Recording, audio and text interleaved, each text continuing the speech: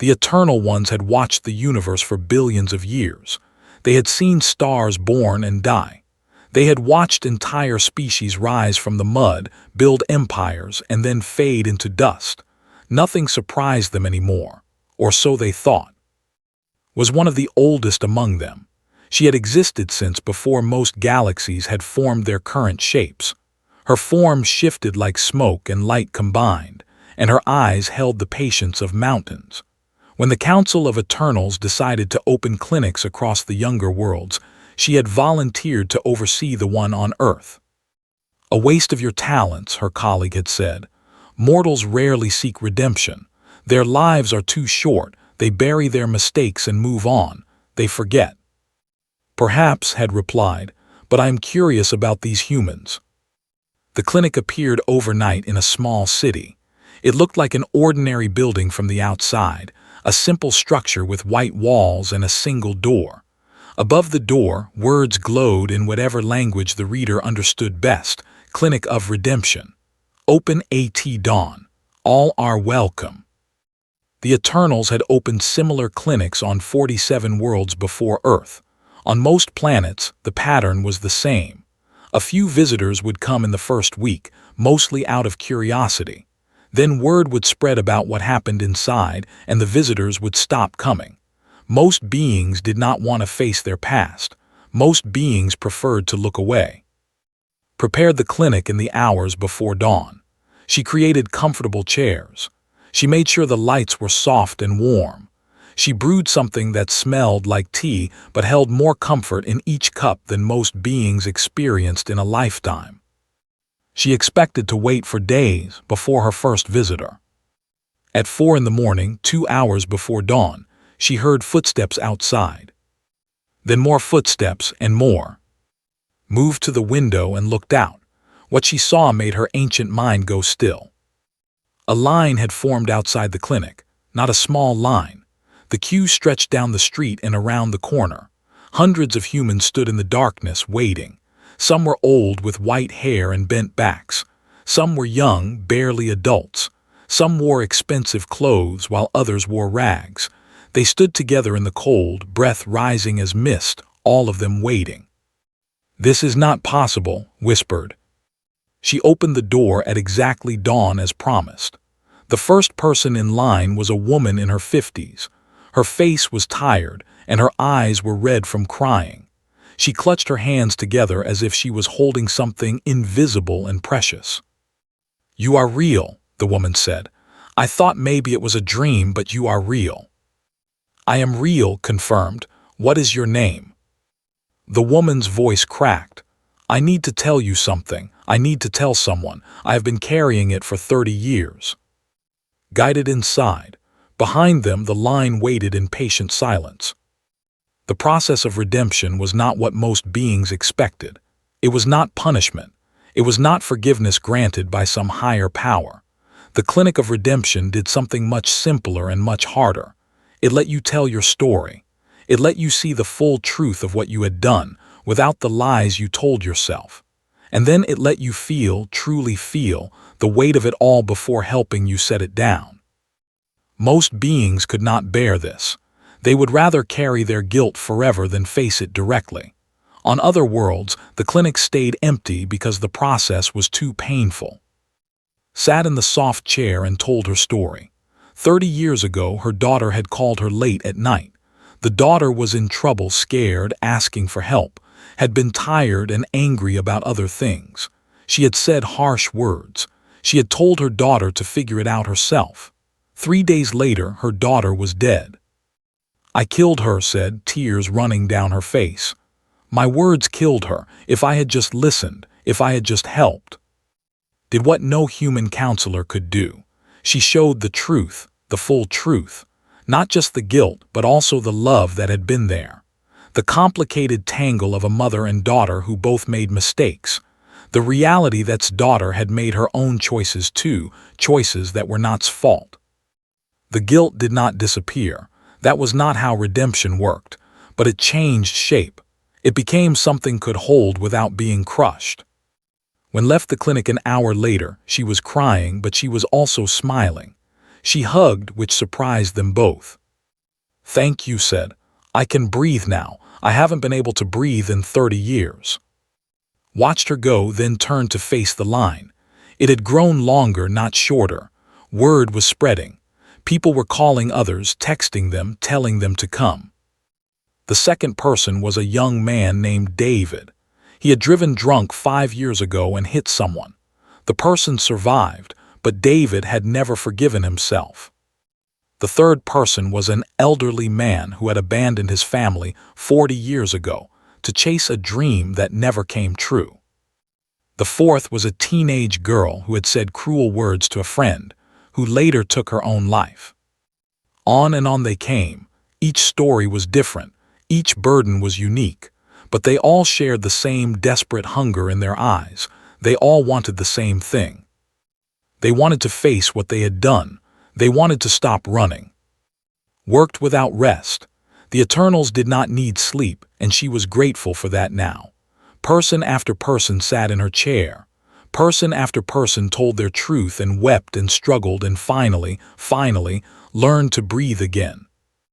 By midnight she had seen 73 humans.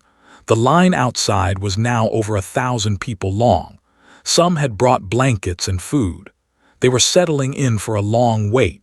They were helping each other, strangers giving water to strangers, sharing stories while they waited. Contacted through the connection, all Eternals shared. "Something is happening here," she said. "Something I did not expect." "Trouble?" asked. "No, the opposite of trouble. They are coming to the clinic, hundreds of them, thousands soon, I think." There was a long silence.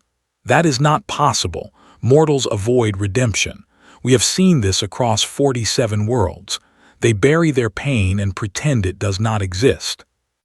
"Not these mortals," said. "These humans. They are lining up before dawn. They are waiting for hours just to face their guilt. I have never seen anything like it." "Why?" asked. "What makes them different?" Looked at the line through her window. A mother held her young adult son's hand.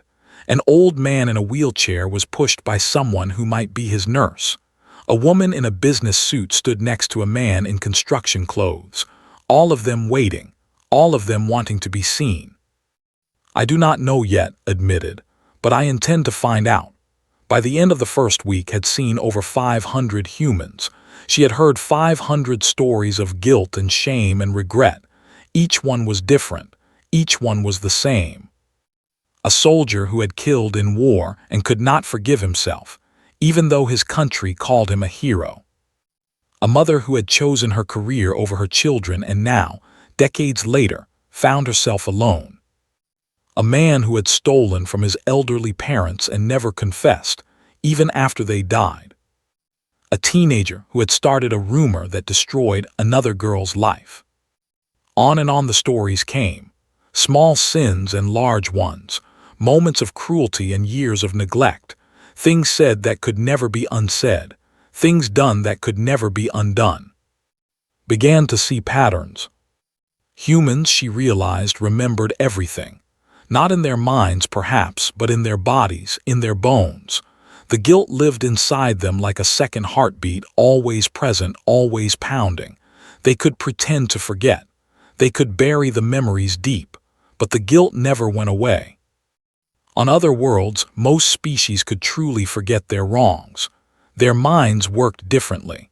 They could lock away painful memories and never look at them again. They could convince themselves that past actions did not matter, that only the present was real. Humans could not do this. No matter how hard they tried, the truth leaked through. It came in nightmares. It came in sudden moments of shame that washed over them without warning.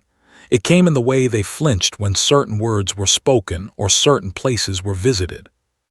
"You are built for guilt," told a man named James, the 523rd human to sit in her chair. "Your species carries its wrongs like stones in your pockets. You cannot drop them. You can only learn to walk with them." James was 62 years old. He had spent 30 years as a prison guard. He had been cruel sometimes. He had looked away when other guards were. He had told himself the prisoners deserved it. He had told himself he was just doing his job. "I knew it was wrong," James said. His hands shook as he spoke. "Every time I knew, but I did it anyway. I let it happen anyway." Showed him the truth. Not just his cruelty, but also the small kindnesses he had forgotten. The times he had smuggled extra food to hungry inmates. The night he had sat with a young man who was crying for his mother. The moments of compassion that lived alongside the moments of cruelty. "You are not a monster," said, "but you are not innocent either. You are human. You are both." James wept for a long time. When he finally spoke, his voice was raw. "What do I do now? How do I live with this?" "You live with it by living," said. "You cannot change the past, but you can choose what you do next.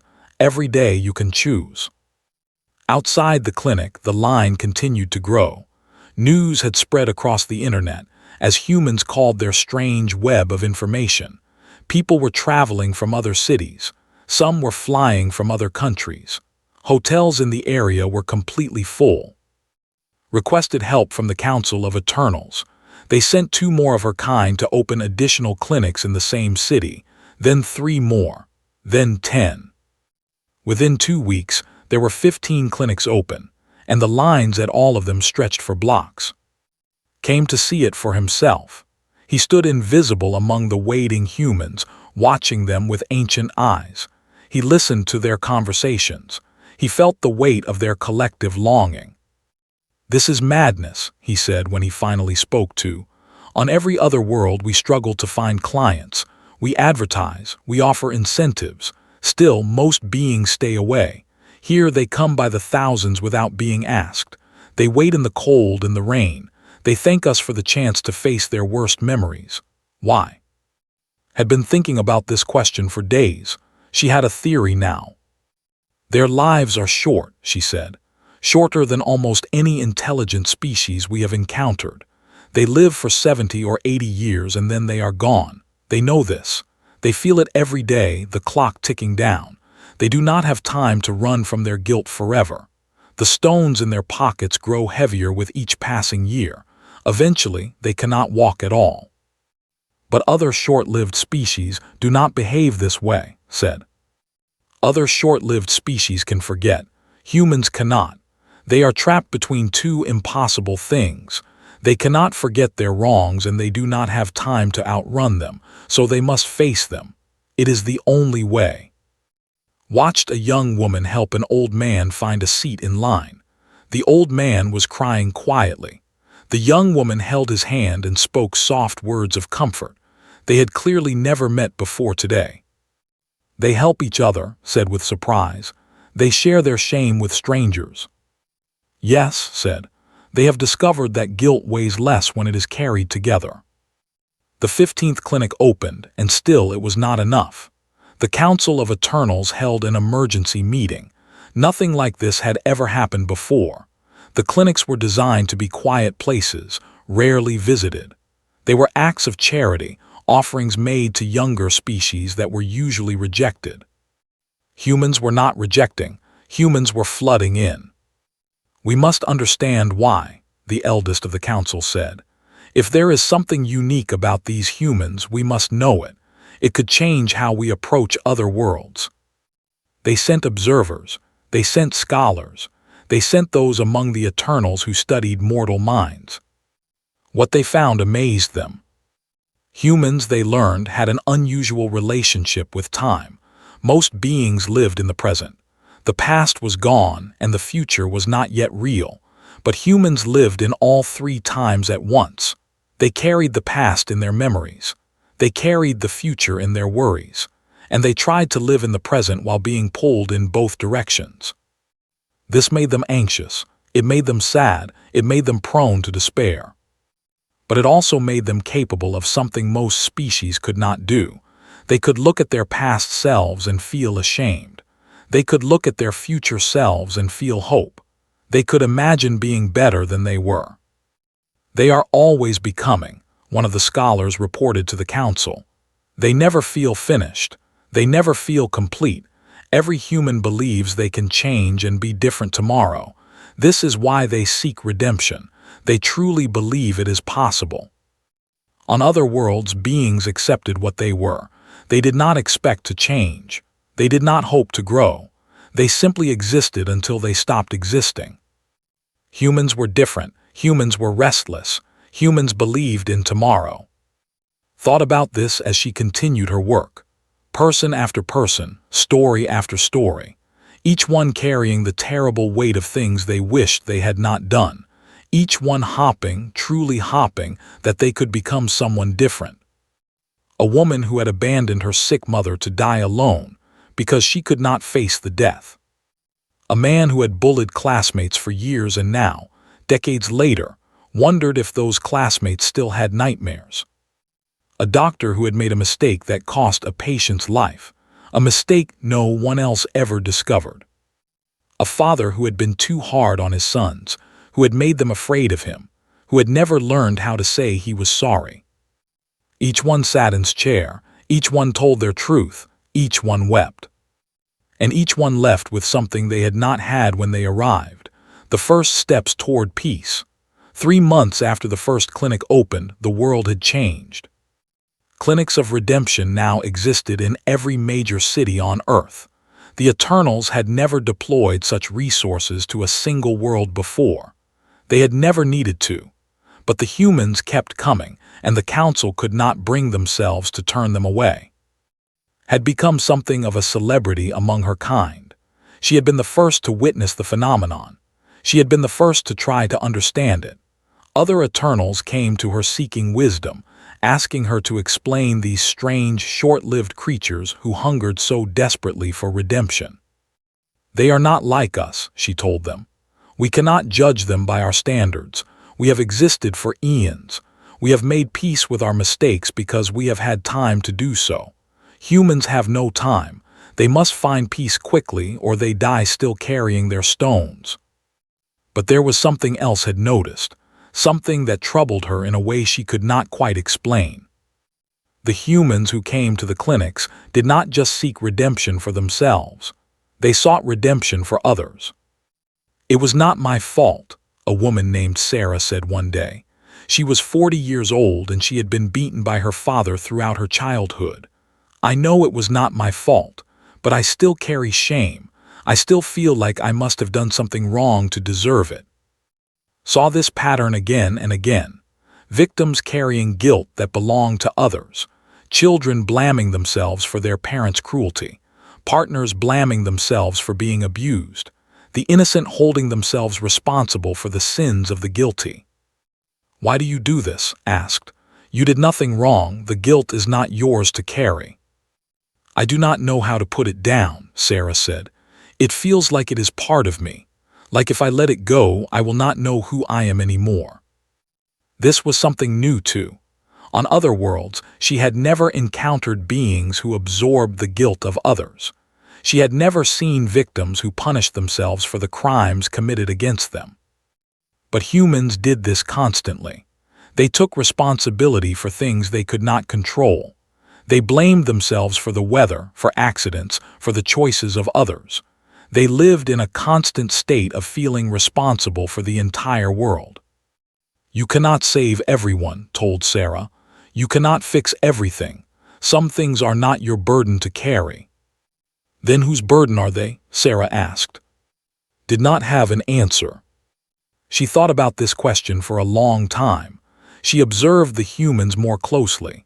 She paid attention not just to their guilt, but to their compassion. And she began to understand something important. Humans felt responsible for each other in a way that most species did not. When one human suffered, other humans felt that suffering as if it were their own. They called this empathy. They considered it one of their greatest strengths. But it was also a kind of madness. Feeling everyone's pain meant carrying everyone's guilt. Humans walked through the world with their hearts open, collecting wounds that did not belong to them, gathering sorrows that were not their own. No wonder they needed redemption so badly. They were not just seeking forgiveness for their own sins. They were seeking forgiveness for the sins of their entire species. Brought this insight to the Council of Eternals. They debated it for many days. If this is true, one of the elders said, then these humans are fundamentally different from any species we have ever encountered. They feel a collective guilt that spans their entire race. They hold themselves responsible not just for their individual actions, but for the actions of all humanity. "Is that not madness?" another elder asked. "Perhaps," said, "or perhaps it is something else. Perhaps it is hope." She explained her thinking. Humans who felt responsible for each other were also humans who wanted to help each other. Humans who carried collective guilt were also humans who worked for collective healing. The same trait that drove them to the clinics in such numbers also drove them to build hospitals, schools, and shelters. It drove them to fight against injustice. It drove them to dream of a better world. "They are broken," said, "but they are also beautiful. Their pain makes them kind. Their guilt makes them generous. Their shame makes them strive to be better." The council was silent for a long time. Finally, the eldest spoke. "We have watched the universe for billions of years. We have seen countless species rise and fall. We thought we knew every pattern, every possibility. But these humans have shown us something new." "What will we do?" asked. "We will keep watching," the eldest said. "We will keep learning, and we will keep the clinics open for as long as they are needed." Back on Earth, the clinics had become part of human society. People no longer thought of them as strange or mysterious. They thought of them as necessary, like hospitals or schools. Children grew up knowing that if they ever needed to face their guilt, there was a place they could go. The lines were still long, but they moved steadily. The Eternals had become efficient. They had learned how to help humans more quickly, how to guide them to the truth without breaking them. And slowly, gradually, something began to change. The humans who had visited the clinics were different when they left. Not perfect, not free of guilt, but lighter. They had set down their stones, or at least learned how to carry them more easily, and they took that lightness back into the world. They were kinder to their children. They were more patient with their partners. They apologized more easily and forgave more quickly. They looked at strangers with understanding instead of judgment. One human who had found redemption touched 10 others. Those 10 touched 100. Those 100 touched thousands. Watch this ripple spread. She watched the humans begin to heal, not just as individuals but as a species. "They are changing," she said to one evening. "Slowly, but they are changing." "Is that not what they wanted?" asked. "Yes," said, "but I am beginning to think it is what we needed too." "What do you mean?" Looked at the line outside her clinic. It was shorter now than it had been 3 months ago, not because fewer humans needed help, but because more humans were learning to help each other. They were creating their own spaces of redemption. They were building their own communities of healing. "We thought we were giving them a gift," said, "but perhaps they are giving one to us." "What gift?" Hope said, "I had forgotten what it looked like, but they are showing me again." 1 year after the first clinic opened, received an unusual visitor.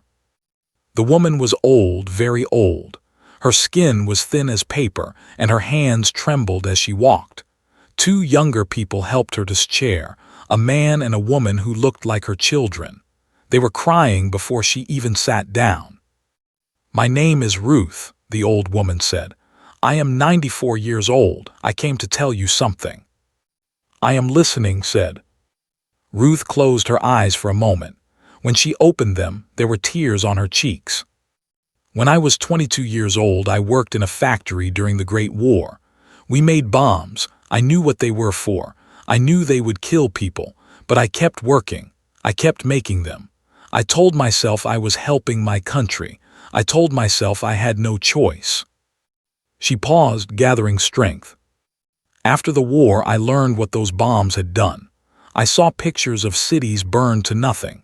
I saw pictures of children, dead children, killed by the weapons I had helped make. I have carried that with me for 72 years. Felt the weight of Ruth's guilt. It was heavy, heavier than almost anything she had ever felt. Decades of shame pressed down on this frail old woman, a burden that had grown with each passing year. I came to all the clinics, Ruth said. Everyone, they helped a little, but the guilt never went away, not completely. I thought perhaps you could tell me why. Considered the question carefully. She looked at Ruth's children who were holding each other and weeping. She looked at Ruth, who waited with ancient, patient eyes. The guilt does not go away because you do not want it to, said finally. You keep it as a reminder. You keep it to make sure you never forget. You believe that if you forgive yourself, you are betraying the people who died. Ruth nodded slowly. How can I let it go? How can I forget them? You cannot forget them, said, but you can honor them differently. You have spent 72 years punishing yourself. Has that punishment brought back a single life? Has it healed a single wound? Ruth was silent. The dead do not want your suffering, continued. The dead want you to live. They want you to use your years to make the world better, not to waste them in guilt. Every moment you spend punishing yourself is a moment you could have spent helping others. It is too late, Ruth whispered. I am too old. It is never too late, said. You have time right now. You have this moment. What will you do with it? Ruth turned to look at her children. They came to her, kneeling beside her chair, taking her hands. I am sorry, Ruth said to them. I carried this weight instead of being present with you. I let my guilt steal time I could have spent loving you better. Her daughter kissed her forehead. We knew, Mom. We always knew something was hurting you. We just did not know how to help. You are helping now, Ruth said, just by being here. She turned back to, what do I do? How do I set it down? Did something she rarely did. She took Ruth's hand, letting her immortal warmth flow into those old, tired bones. You say goodbye, said, not to the guilt but to the dead. You tell them you are sorry. You tell them you will honor their memory by living well, and then you let them go. Ruth closed her eyes. Her lips moved silently. She spoke to people long gone, to children she had never met, to a past she could not change. She apologized. She promised. She let go. When she opened her eyes, she was still crying, but her face had changed. The lines of pain had softened. The weight in her eyes had lifted just a little. Thank you, Ruth said. I think I can rest now.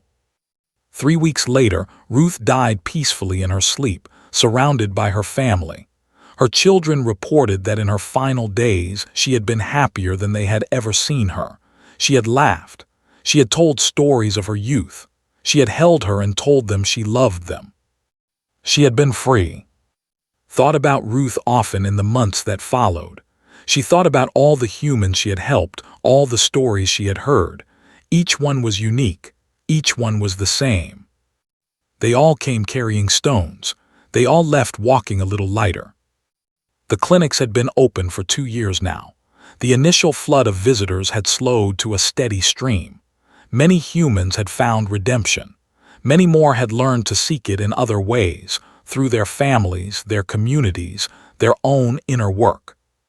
But there were always new visitors. There were always new stones to set down. A young man came who had bullied someone in school and learned that person had taken their own life years later. He did not know if his cruelty had been the cause, but he feared it had been, and that fear had haunted him for a decade. An old woman came who had given up a child for adoption 50 years ago and spent every day wondering if she had made the right choice. A middle-aged man came who had cheated on his wife, been forgiven by her, and discovered he could not forgive himself.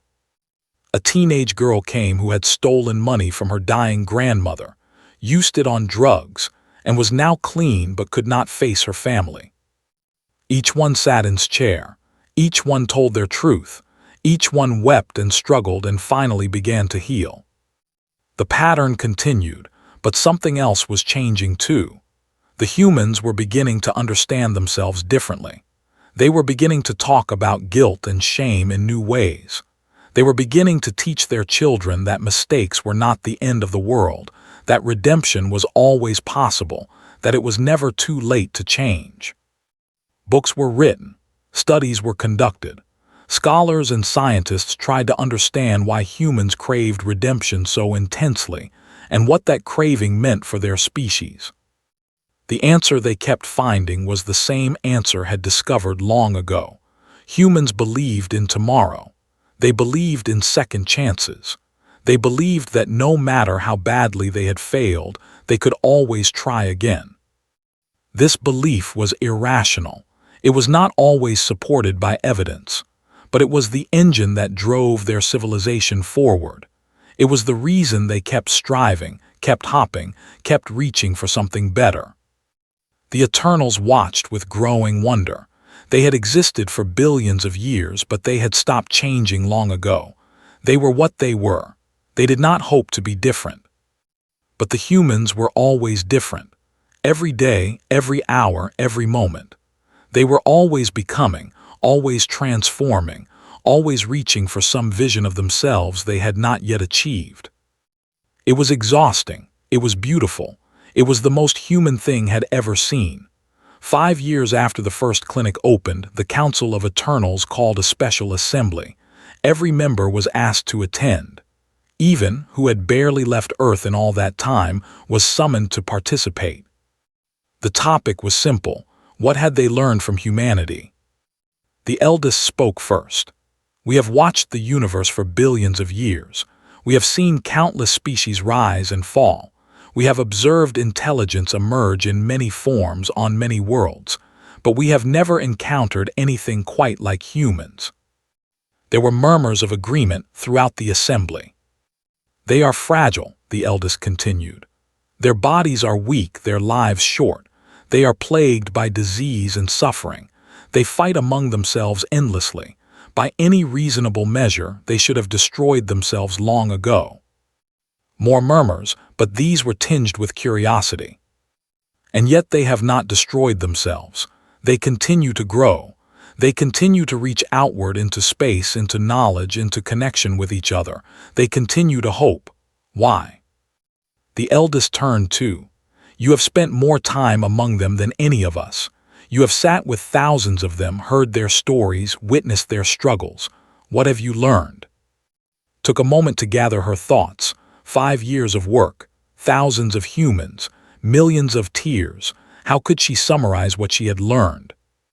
They are broken, she said finally. Every single one of them.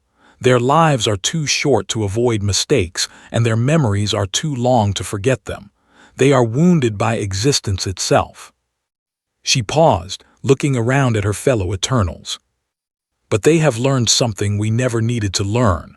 They have learned to heal, not perfectly, not completely, but enough. Enough to keep going, enough to try again tomorrow. How? Someone asked. By facing their pain instead of running from it, by telling their stories instead of hiding them, by asking for help instead of suffering alone. They have built entire systems for this. Religion, therapy, community, family. All of it designed to help them carry the weight of being human. And the clinics, the eldest asked, what role do we play? Smiled, a rare expression for an Eternal. We offer them a mirror, a chance to see themselves clearly, without the lies and excuses that usually cloud their vision. Most beings cannot bear this kind of honesty. They would rather live in comfortable darkness. But humans crave the light even when it burns. They would rather know the painful truth than live with a pleasant lie. Why? The eldest pressed. What makes them different? Had thought about this question for 5 years. She finally had an answer she believed.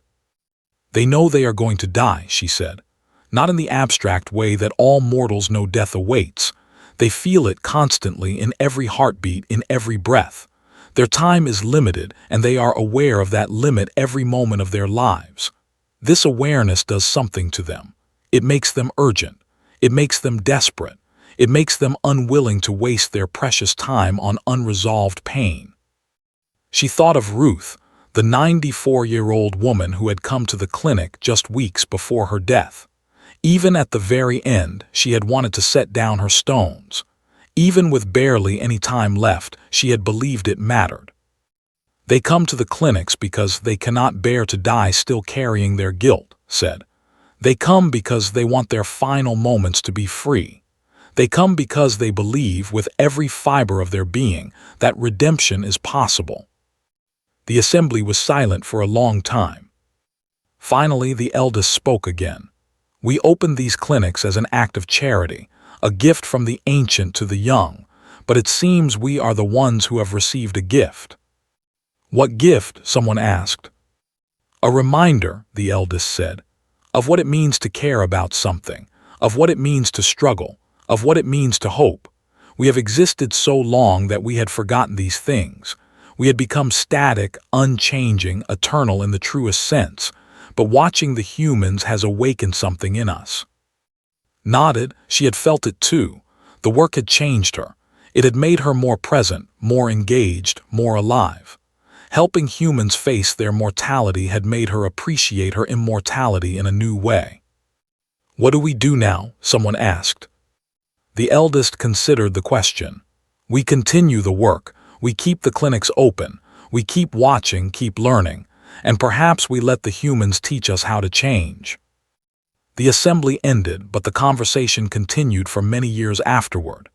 The Eternals began to transform in subtle ways. They became more curious, more engaged, more willing to take risks. They started new projects, explored new ideas, formed new connections with each other and with the younger species they encountered. All because of what they had learned from humanity. On Earth, the clinics continued to operate. The lines were shorter now than they had been at the beginning. More humans had found peace. More communities had learned to create their own spaces for redemption. But there were always new visitors. There were always new stories to tell. Still worked at the original clinic, the one that had appeared overnight in that small city 5 years ago. She still sat with humans every day, still heard their confessions, still helped them set down their stones. One morning, a young woman came to see her. She was barely 20 years old, with bright eyes and a nervous smile. I do not have any big guilt, the young woman said. Nothing terrible has happened to me. Nothing I did destroyed anyone's life, but I still feel this weight, like there is something wrong with me, like I am not good enough. Smiled, she had heard this story many times. It was perhaps the most human story of all. You carry the weight of existence, said.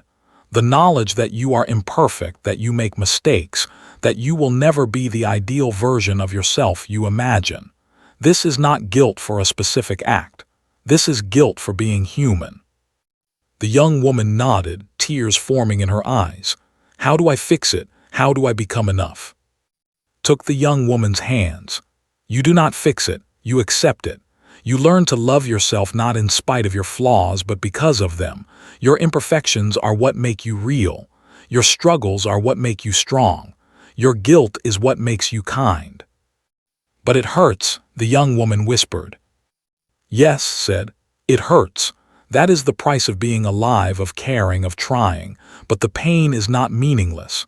It is the pressure that turns coal into diamonds. It is the fire that forges steel. You are being shaped by your suffering.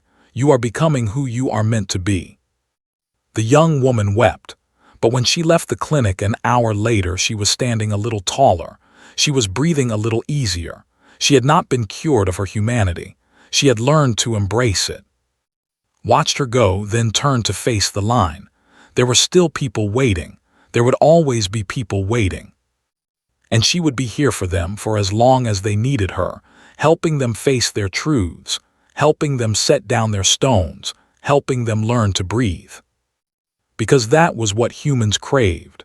Not perfection, not freedom from pain, but the chance to face themselves honestly and discover that they were worthy of love anyway.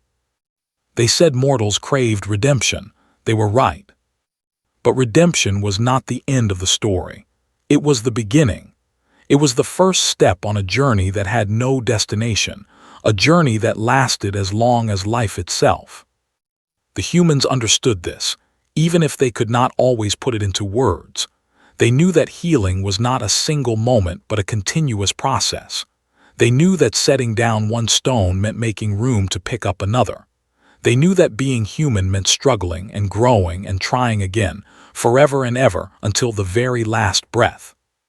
And that was the gift they had given to the Eternals.